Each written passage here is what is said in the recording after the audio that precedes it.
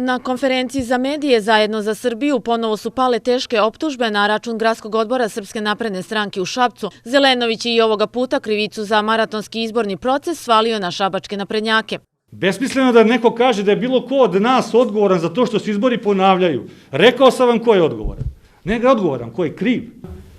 Koji zajedno sa Srpskom naprednom strankom, dakle kriminalci iz ovog grada i uopšte organizovana kriminalna grupa, želi da otimajući slobodnu volju građana Šapca, dakle priliku da slobodno glasaju, zapravo urušava onaj temelj na kom počiva ova država, a to je njegovo ustavno uređenje.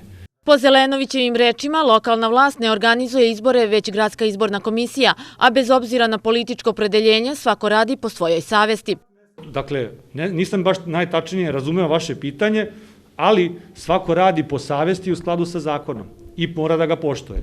Ako postoji bilo kakva sumnja u bilo šta, ja predlažem da se to prijavi nadležnim organima pa nek rade svoj posao nadležni organi. Na pitanje novinara kako komentariše audio zapise uoči ponovljenih izbora 3. oktobra u kojima se jasno čuje da je potrebno odugovlačiti sa završetkom izbora, Zelenović je ponovo okrivio državu za prisluškivanje, a šabačke naprednjake za montiranje snimka. Ozvučeni su svi ugostiteljski objekti u gradu Šapcu. Moja kuća, kuća mojih roditelja, radno mesto, gradska uprava, kancelarije u njoj, sve. Sastanak koji smo mi držali je bio u onom objektu koji je bio na spisku tih koji se prisluškuju. Prvo, taj snimak nije autentičan. Nije autentičan zato što je montiran.